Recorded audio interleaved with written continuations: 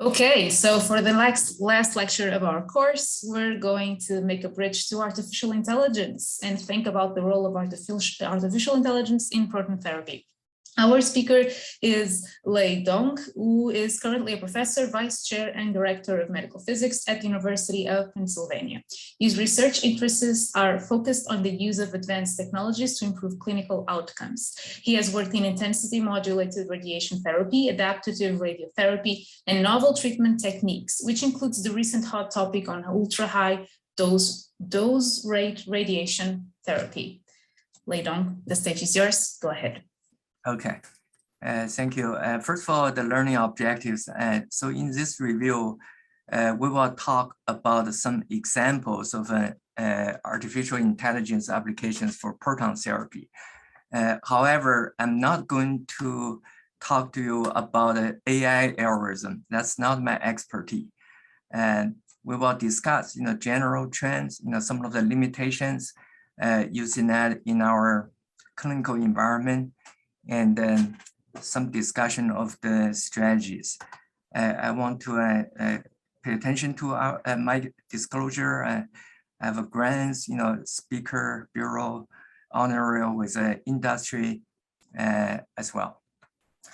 So just a basic concept, a lot of people talk about artificial intelligence.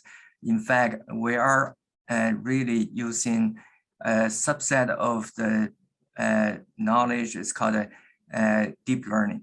So the artificial intelligence, started much early. It's a very general concept, and it's really building some of the human concepts, to the machine. This is the early ideas.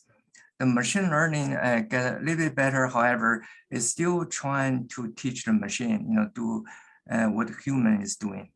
The deep learning is recently occurred, I think due to many reasons, some of them are due to the computer, but it's really information processing in my own knowledge. So it did use some of the ideas of how human brain works and take that as a framework, for some of the data processing. This is what I think. However, it got extremely popular, obviously some of the applications really work. And you can see in radiation oncology as a general, there's an increasing number of publications, both for the keywords, machine learning or the deep learning, they all increase over the years. It's still a very popular topic. So I'd like to give you some conclusions first before I go to examples, because that will keep you focused on some of the things I may be talking. So in my own words, I think the machine learning, there's a very little physics in it, unfortunately. So that's one of the challenge or the potential limitations for the machine learning. The main driver behind the machine learning is actually statistical prediction. So they use some framework of models or algorithms, is really generating a statistical predicted best way the decision-making process in some level. So really, I think people even proved they can get a similar result, if you go the standard statistical prediction method versus machine learning. However, there are huge advantage because there are lots of tools, to build this statistical prediction into a software that is available in the public domain. So make it easier. As you know, it's actually quite difficult to use the standard approach, statistical prediction. If you have a software and give you a framework, you actually very easy to plug in this framework and get your results. So another idea is definitely a hypothesis based. You need to have an idea, and also you need to have a clinical problem. So you can try to solve that using this statistical prediction framework. As you can imagine, there will be no general solutions. It has to be specific to a problem. So that's one of the key applications for this machine learning. So it is, I call it evidence. The reason is you have to have some training data that provide the ground truth so that you can actually teach the machine or the algorithm to learn from your data. So I call it evidence-based in that sense. So as you can imagine, the validation is important.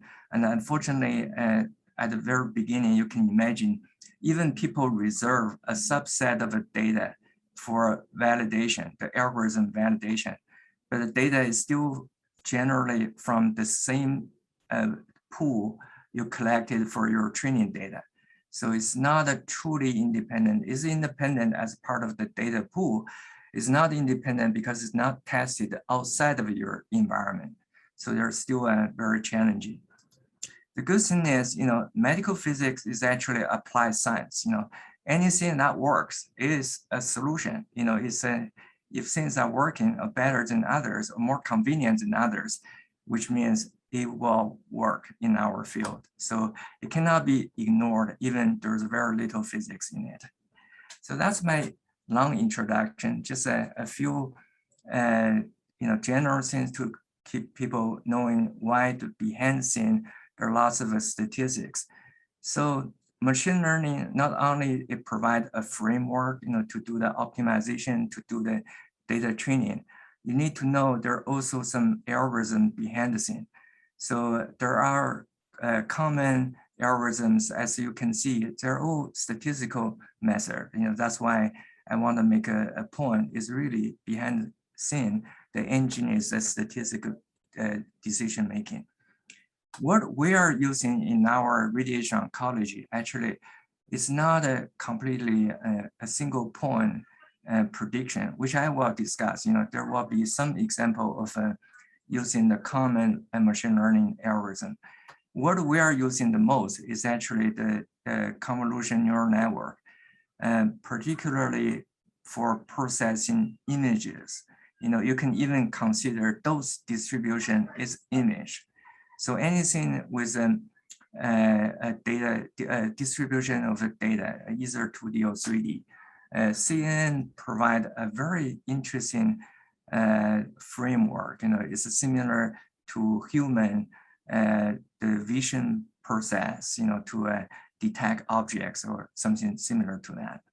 There's another algorithm become also very popular. It's called the Generative Adversary Network, or GAN. So essentially, this is a kind of a work in tandem with a two neural network, trying to mimic, something or generate something new, and see if you agree or not. This is actually used for other things outside of radiation oncology. For example, they can predict fake photos, showing U.S. president, as actually someone else was speaking. So those type of things, but it can work for us. For example, we will discuss one application. You actually can create fake CT images from MRI image. Again, I use the fake in the sense it provides a kind of similarities to that.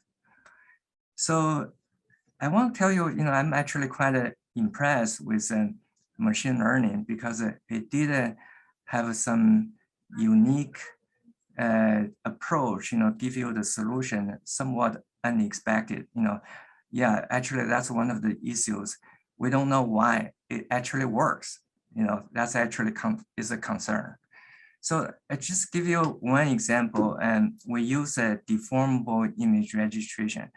As a definition of image registration is to create one-to-one correspondence.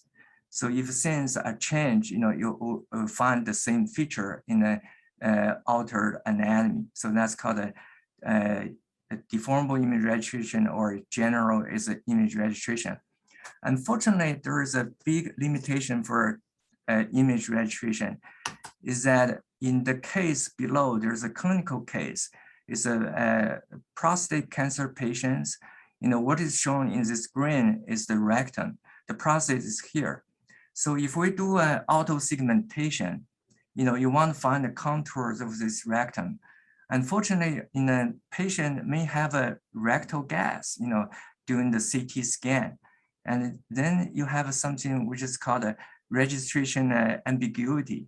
So you don't have the gas here in the original image. There is no correspondence. So if you don't have a correspondence, your registration won't work.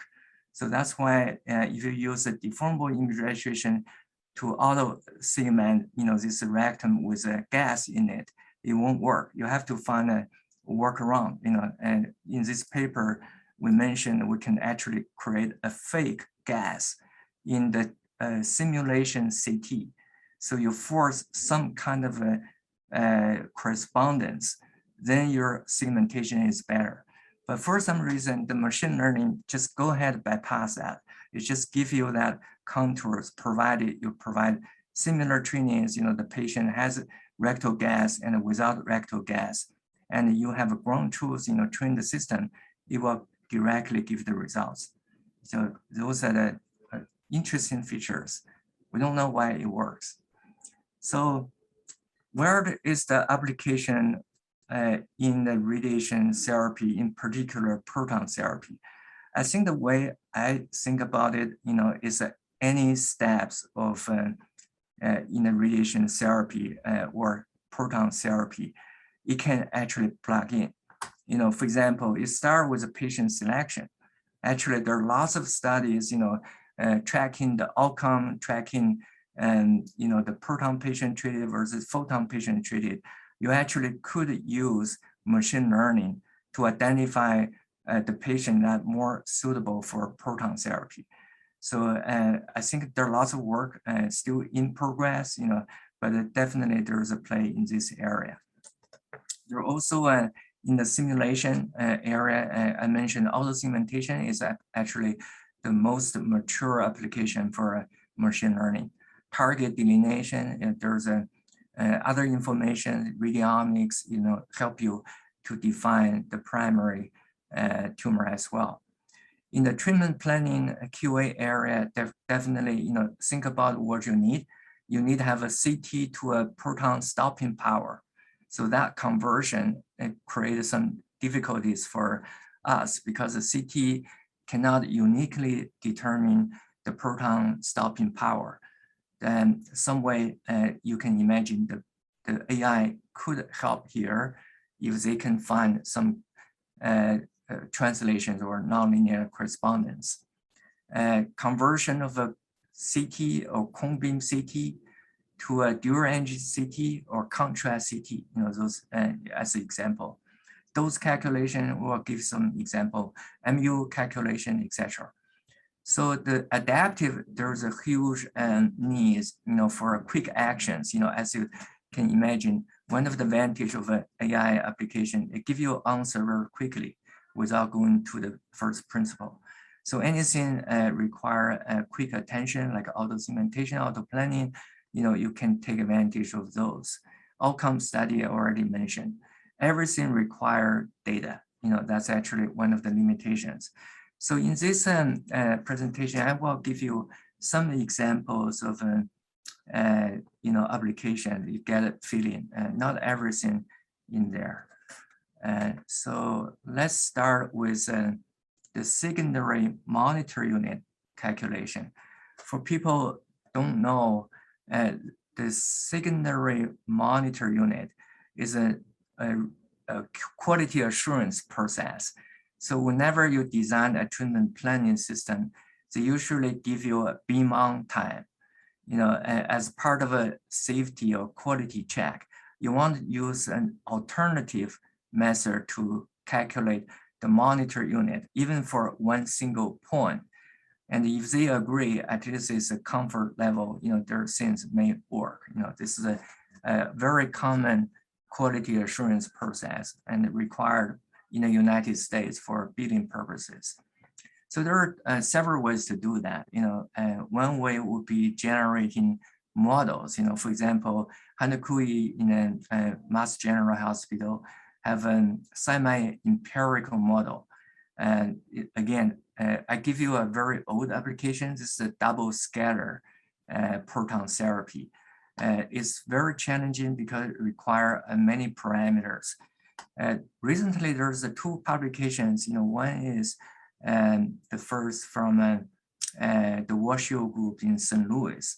They are trying to predict using machine learning and based on their previous data, they can use that as a training data set.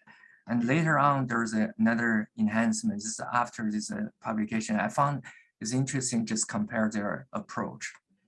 So as you know, if you want to design this type of application, you need to have an input. You need to have an output. In fact, your output, your results, you need to use that for training purposes and prediction. So this is the scenario, if you use a double scatter, there is a range modulation wheel, essentially tells you what's the thickness of a target you need to treat in a beam direction.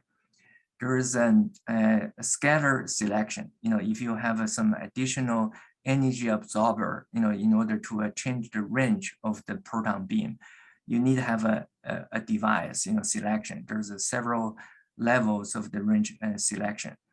You may have a gantry dependence. This is again very specific to the institution. This institution at Washoe, they use a Mavion system.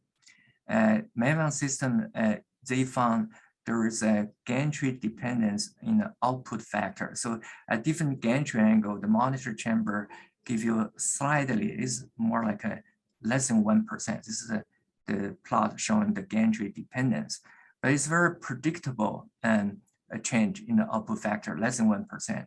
But they can build that in, as an input parameter. So that's the typical, yes, field size is another big factor. Apertures, aperture is usually not a big problem because it's given by the patient's size.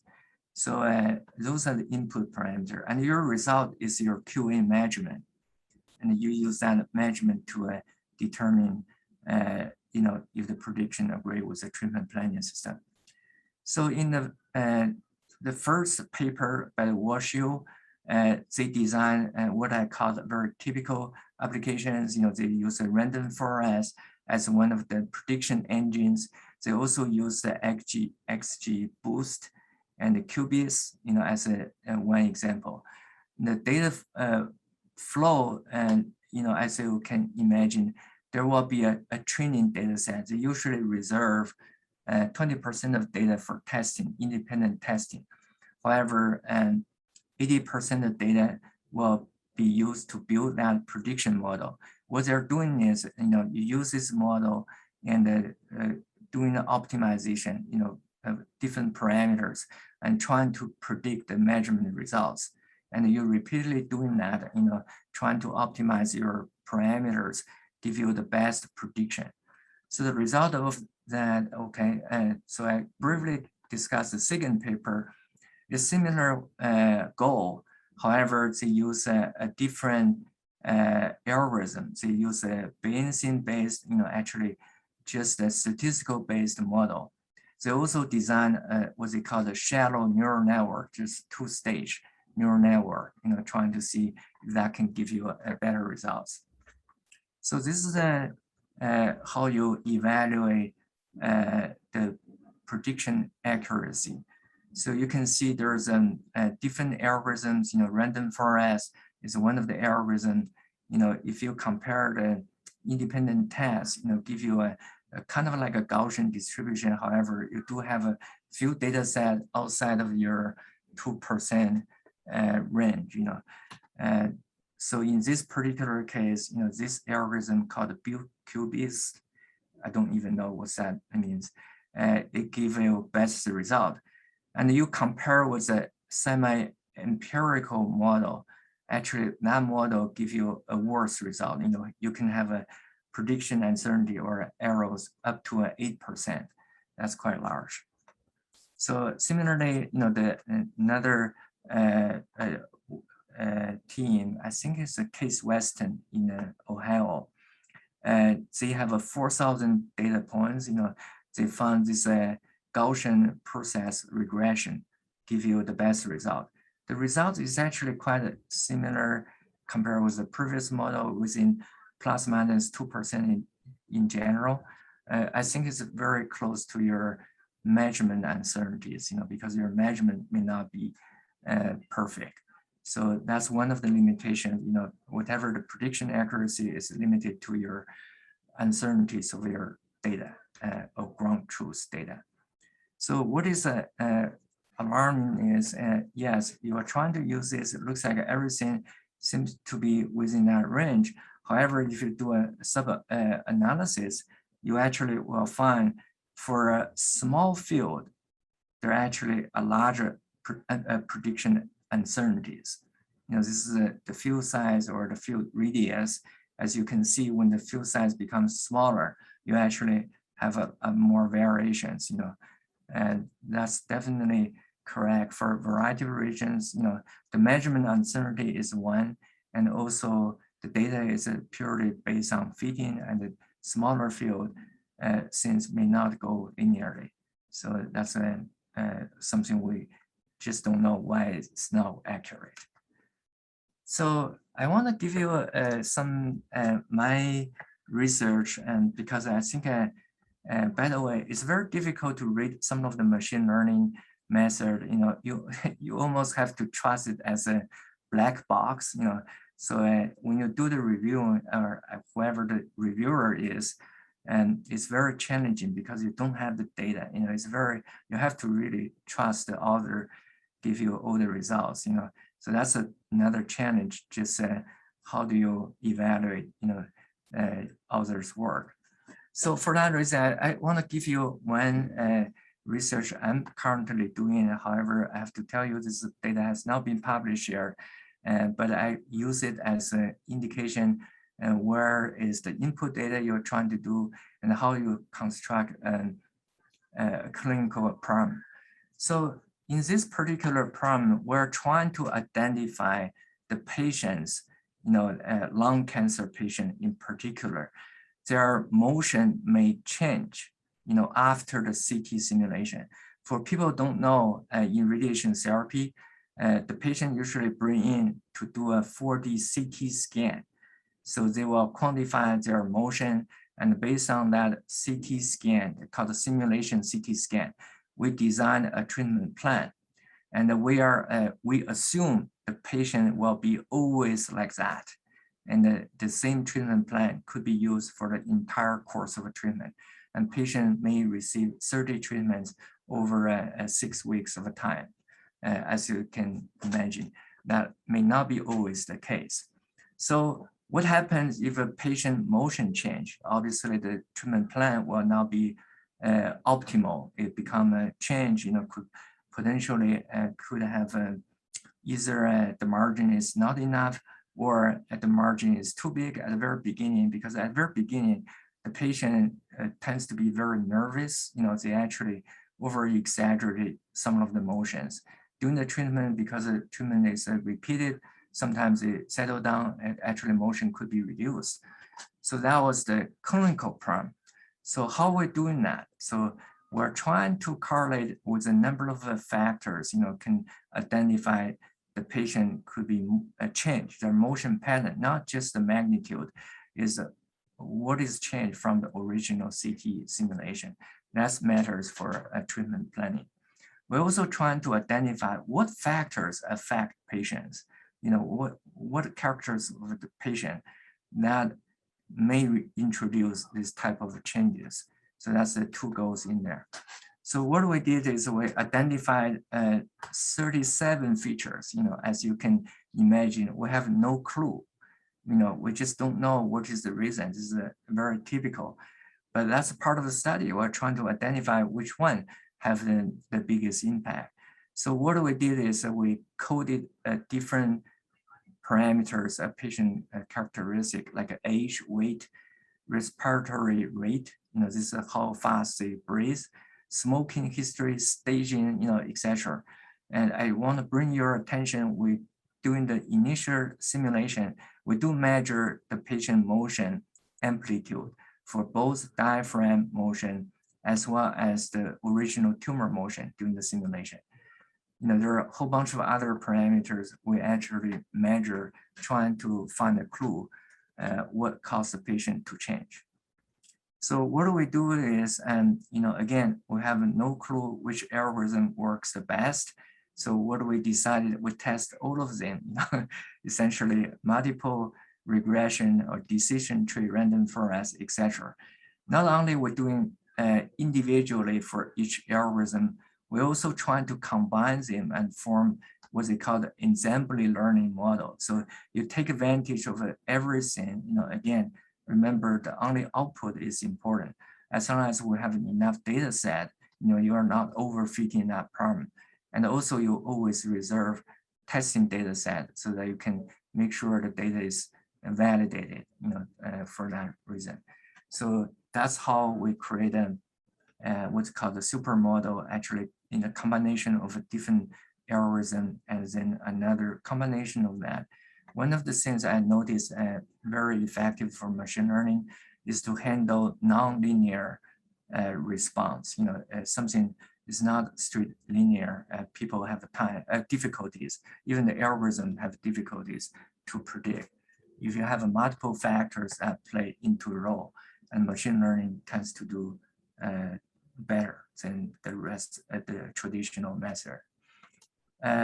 Not only that, I think it's a little bit redundant. We want to also find out if the features, is robust. If we modify the features, because there are so many features we potentially may overfit. How can we reduce the number of features, and that can also reduce the data collection process. That's very important for practical reason.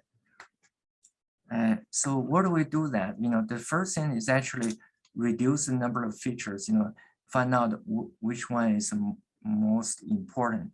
The way of our doing that, we actually find out what is least important.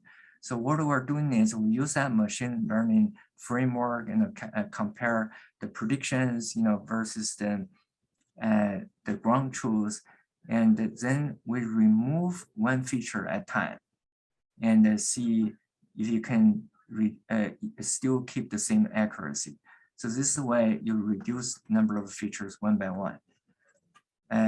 This is actually the feature ranking in a sense for each algorithm vertically. This is a linear regression, DT, decision tree, etc. So each feature looks like the dominant input factor or the feature, the features or regarding the patient play a different role. So ranking high means they're more important. Ranking low is their least important, so they can be dropped. So this is the result of them. So what you see is very interesting. Sometimes it's kind of encouraging, even you may not get a good results. So what is found is that there is a high correlation for all algorithms. The initial tumor motion is actually play a bigger role. That's obvious, but without doing this exercise, it's not easy to think about that way. So essentially, if the patient initial tumor motion is large, they tend to change, either change larger or smaller. So that's actually a very good result. Just based on that, you can stratify the patient, pick those patients with a very simple parameters. You can add some images, monitor the patients. So those, everything is useful in my view for this type of research. So as you can see, the number 14 is the highest impact of all features, but there are other features also important. It's just a feature label.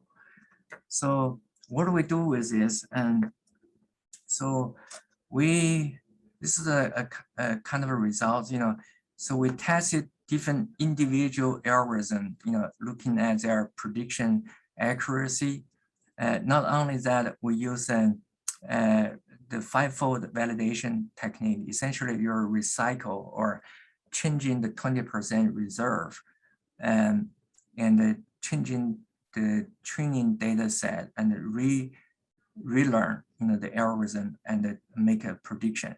So the gray area is the error bar of that shuffling. So actually give you the robustness of this approach. You actually can see limited by the data, how consistent of each algorithm as well. So I don't want to go into detail. And this is the effect of ensemble learning. So if you combine different features, the ensemble learning. So the left side curve is ensemble learning. If you include all parameters, actually, if you include too many parameters, you run into another issue. Your optimization space is huge. It's actually will be very challenging to converge. And that's one of the my interpretation why if you include all parameters, you would think it will be better. In fact, it's not, because the training become very difficult and you just could not find the best combination. If you use the selected features, you actually get a fairly good result. This is actually very nice result, and actually quite happy we can have some clues and look at how we can predict patients anatomy changes greater or less than 3 millimeter. This is limited by the data we have. So I think that's a kind of really sharing the experience, how you design a model, how you construct a clinical problem, how you look at robustness, how you present your data. So going to some other publications, there is a need to convert Hounsfield number to proton stopping power. As you know, the proton stopping power determines where the proton stops, is a critical factor for treatment planning. And with the increasing use of cone beam CT, there is a need, and it's more convenient if we can use the cone beam CT for planning purposes. So that's one of the idea. There are tons of papers, by the way, published. Again, I just want to shock you by this graph. There are actually more than this.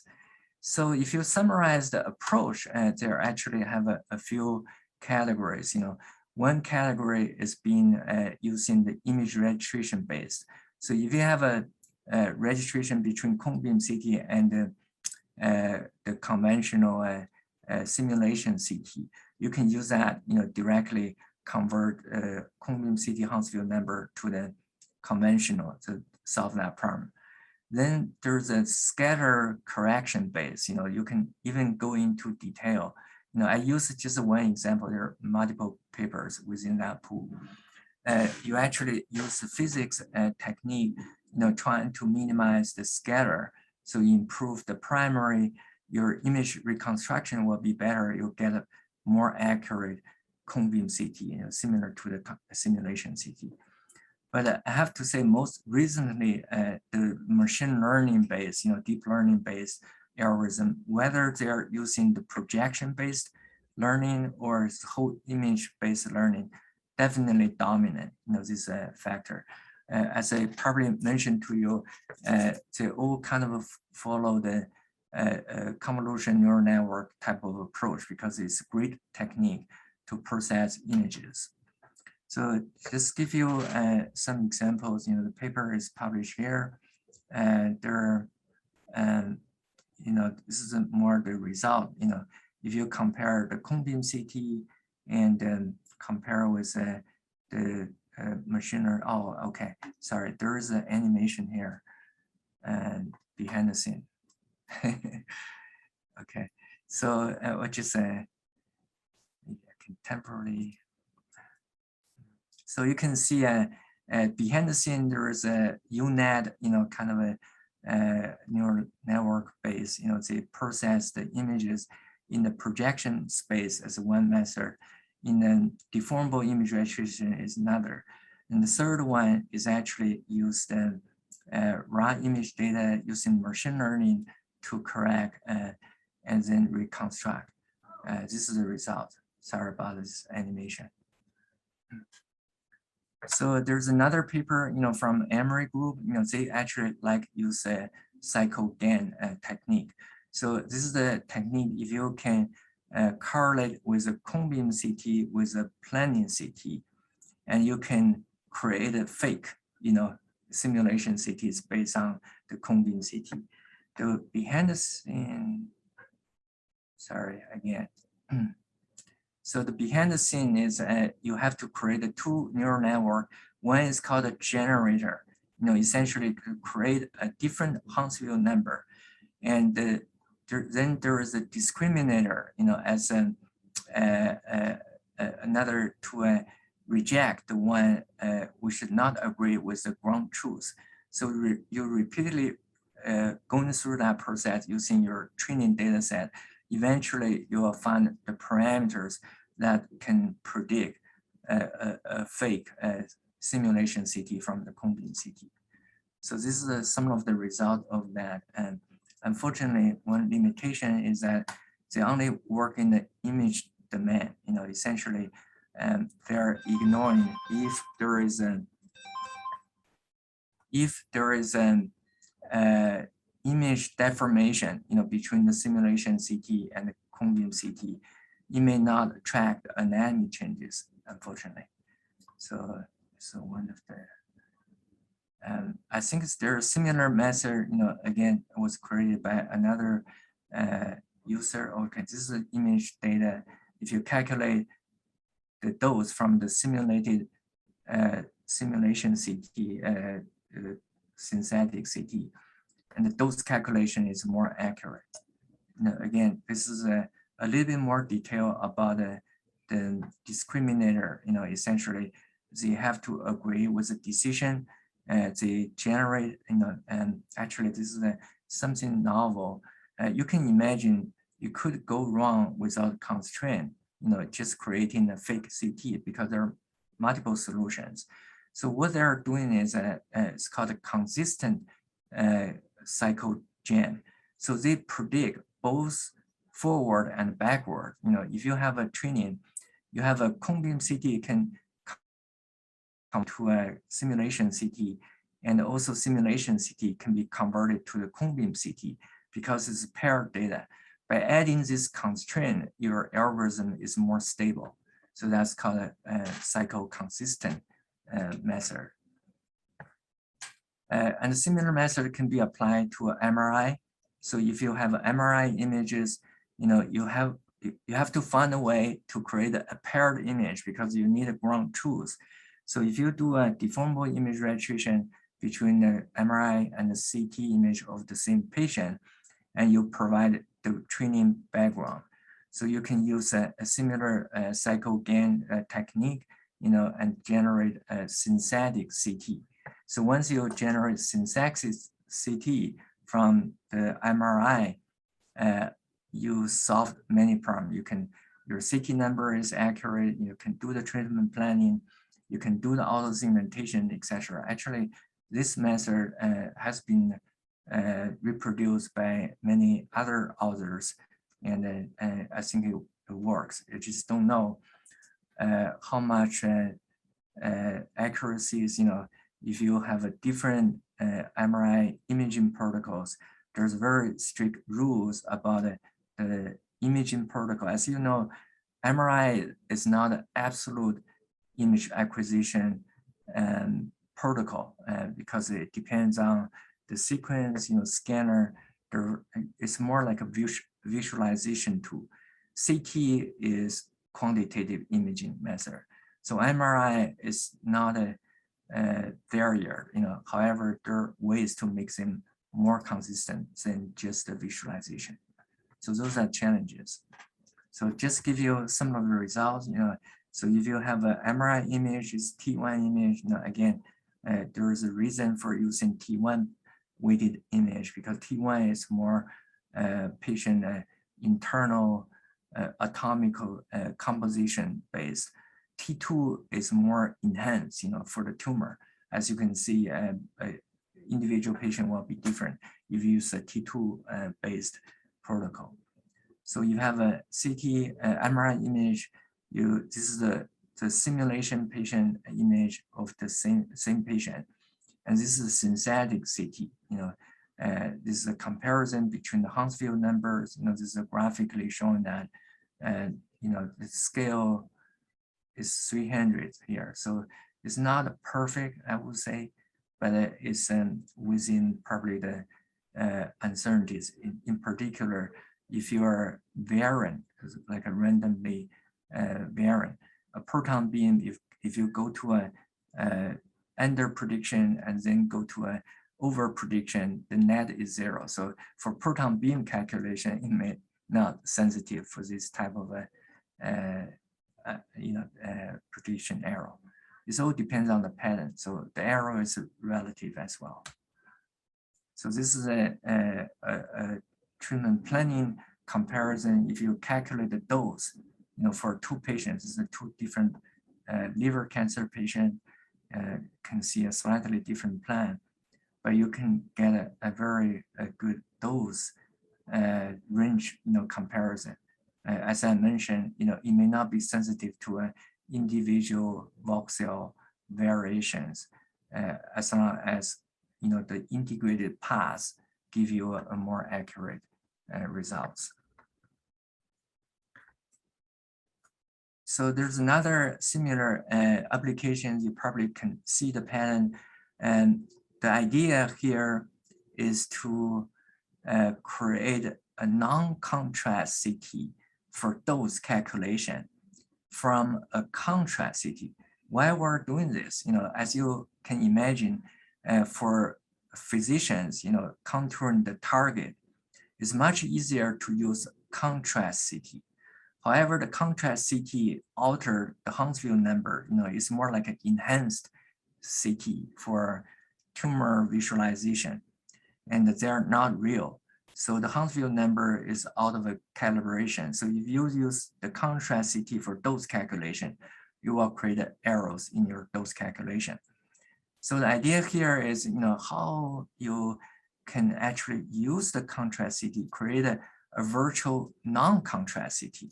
So this is a very interesting study. They have a dual energy CT scanner, and they have a protocol. They can actually, the dual energy CT is scan the patient at 2 different energy. So any one of the image is the conventional single energy CT. So they do have a case. They also have a protocol. Subset of a patient has a contrast scans later. You do a non-contrast CT scan first. So you generate the ground truth, and then you have a contrast CT scan. So once you have that data, there are lots of voxels, even there are few patients, but there are many voxels involved. You can still use the data for training. So they generate a neural network type of a training data set. You can generate the virtual non-contrast image as shown here. The dual energy CT, based on the virtual, I lost the word, what's it called? You can separate the atomic compositions, get rid of the atomic number Z components, and only use the electron density, which is the Hounsfield number. You can also use a dual energy algorithm. They found actually use a machine learning based virtual contrast CT, compared with the ground truth, is actually even better than the dual energy CT based algorithm to remove the contrast from the CT scan. So very interesting application. So in the last few, one example is how the machine learning can be used in the treatment planning process. So I'm going to use a variance product. It's called a rapid plan. The goal of this algorithm is not a auto planning. It's not a fully automatic treatment planning. What they're providing is to estimate, what is your treatment planning optimization parameters. So essentially they're trying, based on the patient geometry and the target delineation, they can predict what is the dose DVH, and curve. So if you know the DVH curve, you can put your dose constraints in your optimizer, and you can generate a treatment plan much quicker, and the treatment is still deliverable. So that's the basic idea. So how they are doing that? So what they do is that they need to separate, the different regions. For example, there is an out of the field region, the field and not, essentially is a scatter outside of the primary beam direction within the beam side view of the target. There is the infield. This is where the beam attenuates, through the patient across the target, for example. And then there is a target overlap region. If you have multiple beams, there will be an overlap region. So this is important to separate problem into some data you can model. Otherwise, it will be very challenging. So compared with the proton, by the way, what I mentioned here is the photon model. They need to separate these 3 regions for the purposes of modeling the dose fall off near the target. So what is different from the photon and the proton? And the difference is proton stops. Essentially proton, unlike the X-rays, it penetrates through, the proton stops. However, everything else actually is very similar. For example, out of the field, essentially there's no beam beyond the range. So essentially your out of field is only considered lateral to the beam direction. And the infield is still the same, same as a photon. Sorry, let me see. No, yeah. So in the field is different in the sense there's no transmission. However, the geometry will be different. The attenuation will be different. You have a Bragg peak. It's almost like an inverse of your photon attenuation curve. So that's why I say it's different. The overlapping region is the same. You have 3 different regions, so you can partition any different patient treatment plan into the 3 regions and calculate the DVH, from the training data set.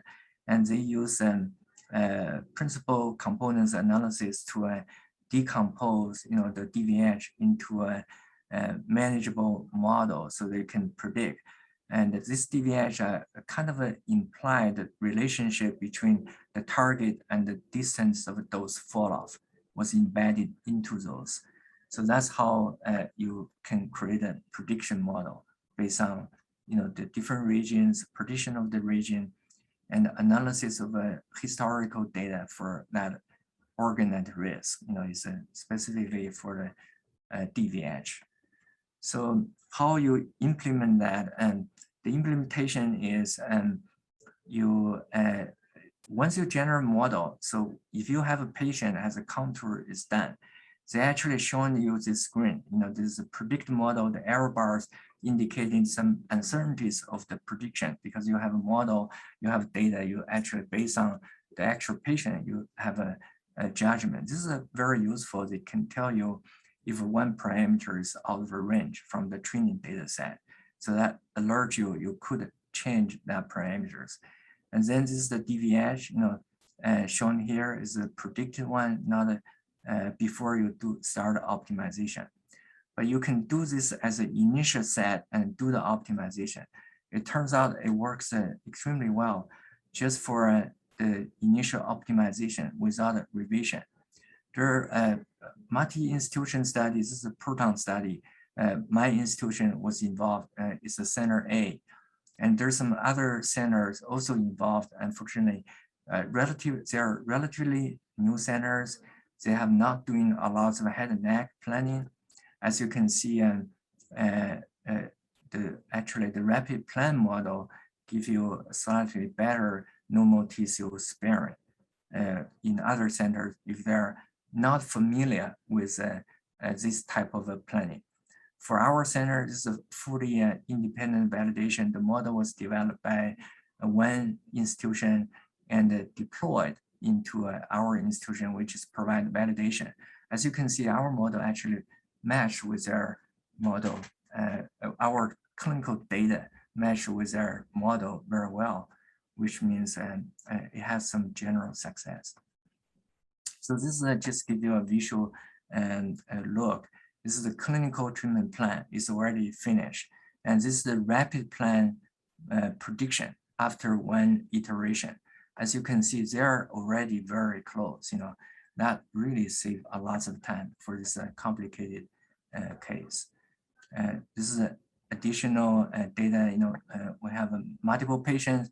Green means even after the first iteration, it reached the clinical goal. The red one means it's not meeting the clinical goal. Some additional optimization or changing the parameters is needed. But in general, it's actually pretty good. So I do have one additional application I think is kind of interesting and novel. So as you know, proton pencil beam dose calculation is usually analytical based. Monte Carlo usually give you the ground truth calculation. So this institution, I think it's from UT Southwest, have a great idea. So remember as the clinical scenario. So because this Monte Carlo calculation is more focused on inhomogeneity, maybe the machine learning can learn about the tissue inhomogeneity and make an automatic correction to the analytical pencil beam algorithm because it can be done very fast, much faster than the Monte Carlo calculation. So they did this training, they obviously use Monte Carlo as a training of ground truth and the pencil beam as the initial testing. So it's very easy to design because the same patient, it just do a two different calculation. So this is a validation of that, as you can, the conclusion is for the patient has a very little heterogeneity, usually the Monte Carlo, the machine learning base give you perfect results, not only, I think the red is bad. However, when you have a heterogeneity, it's like head and neck, have a bone, lung, you still have a very good result. I think the bottom one, if you look at carefully, is the percentage. So there are only a small area have a larger uncertainties. So that's definitely an improvement over the pencil beam algorithm, which is shown in this light area curve. So the red is small, which means it's an improvement. Okay, I'm going back to the summary, and as you can imagine, we need to think about a clinical problem in order to apply machine learning. There are many places, based on the workflow, we need to generate those clinical cases and think about how we solve the clinical problem. I do want to briefly talk about the general issues. This is again coming from Steve Jiang with my own interpretation. In general, it's still very challenging to move AI into clinical settings. There's no issue for publication because everything using machine learning is a hot topic. It's actually easy to get a publication. However, if you look at in the clinic, how many people use their published algorithm in their clinic? Very few. So that as a flag, tell you that nothing is perfect, for sure. And their data set issues, and they may not have enough data to fully quantify the clinical problem. Heterogeneity is another issue. Some center we're not very standardized, for sure. So your result or your process may be different, so you can't reproduce that in another clinic. Outcome data, I think I kind of alluded you, the ground truth has uncertainties. So if your ground truth has a larger uncertainty, it's very difficult to generate the algorithm is better than the ground truth, essentially. Qualitative data, is the challenge. And then model bias, remember I mentioned we actually don't know which model is better. So there are lots of trial and error, again, even the model works, it's still better than nothing. But I still think we still have a challenge to select the right model for the problem. We just don't know. Model explanation or explainability. So this is a big uncertainty for physicists. We don't know why it worked and we don't know when it will not work. So that's actually a challenge for us. robustness, obviously, it is an issue, there may be by chance it's work, we just don't know yet. So if I give the last summary, and it's the same thing I shown you at the beginning, but I just want to emphasize a few points. There's very little physics here, as you can imagine. I think, we still have an obligation to generate the ground truths, think about why things are not working. Actually, it's more important to think things that may not work. And we, in order to apply machine learning, you still need to have an idea. You still need to have a clinical problem. Otherwise, you can't really make it work. And you have to have a training data set. That's the biggest challenge, because the data collection, generate a formal or the well-organized data, the outcome data or patient data. And it's very challenging and time-consuming. That's limited how you can use that in the clinic. And however, I still think, we're in applied science. If something works, it's more efficient, you can use it, or better than most of the people, or better than 1/3 of people, it still works. So I still think this is a very important area in proton therapy or in radiation therapy. We just need to follow that, work on that. Hopefully we can get some consensus. That's all I have. Thank you very much. Oh, sorry, were you saying anything? No, any questions or from the audience? Okay, thank you. Yeah, any questions from the audience? I'm checking the chat. There's nothing there. If someone has a question, please raise your hand.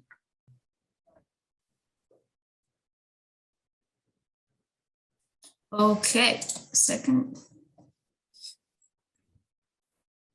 Hi there. Hello. Hello, Dr. Dong. Thank you for your great overview. So I'll ask a couple questions, very general, I think. I think you mentioned many times, so there's little physics.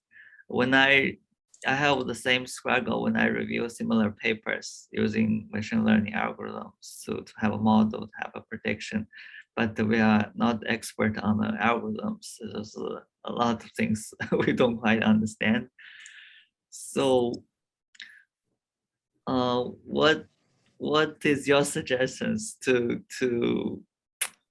help us like better review these papers, and also to learn those methods for our applications?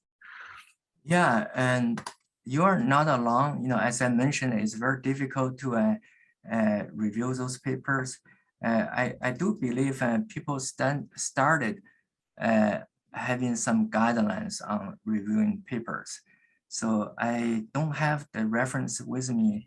There is a publication on for journal who are reviewing machine learning based publications. There's some guidelines on that. Unfortunately, I don't have that with me. But you're correct. I think at this moment, you probably can only judge their methodology. There's no good way to evaluate, but you can also kind of guess if they have enough data, because sometimes too good to be true with a few data and predict everything perfectly. And also, you probably can rely on other publications. I do believe in some publications, for example, the small perturbation of an image, scatter correction. I think the UNet type of a solution, people did notice they are working. It's just from hints of publication trends. But you're correct. There's not much you can review, unfortunately. Thanks. Yeah, I guess it's a learning process for everybody. My second question is about treatment planning. So you mentioned about rapid plan and the proton dose prediction using machine learning models. But from the operation point of view, we want to have optimal plan for individual patients. But the prediction is pretty much grounded by the training data.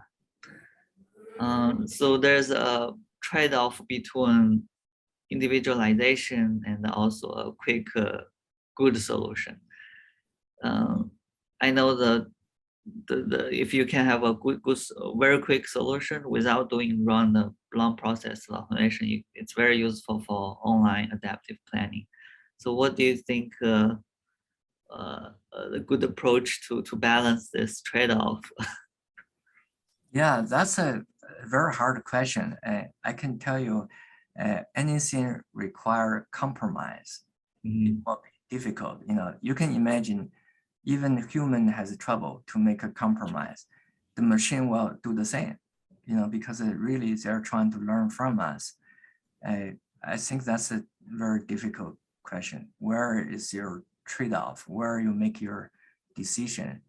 And the Pareto optimization, there are many solutions mathematically, they're identical. But where you make your trade-off, I don't believe there is a true solution on that, unfortunately. Okay, any other questions? Thank you so much, Professor Weinberg. Okay, if we don't have any further questions, I think we can wrap up the session. Thank you so much for the presentation, and thank you all for attending this course. I know those of you joining from the US, you still have a long afternoon ahead of you, but for those of you who are joining from Portugal, it's a bit late, so let's just go and get some rest. To all the speakers, thank you so much for your dedication and for giving us your time to actually engage with the audience. To the participants, we will be sending out certificates to those who actually want one, so please email us. All of these details are in the email I sent you earlier on. And if there are no further questions, I will finish the session if that's okay with everybody. Thank you all, and have a lovely week, and hopefully a lovely festive season that's coming ahead of us. Have a good day to those who are on that side of the Atlantic. Bye, everyone. Bye.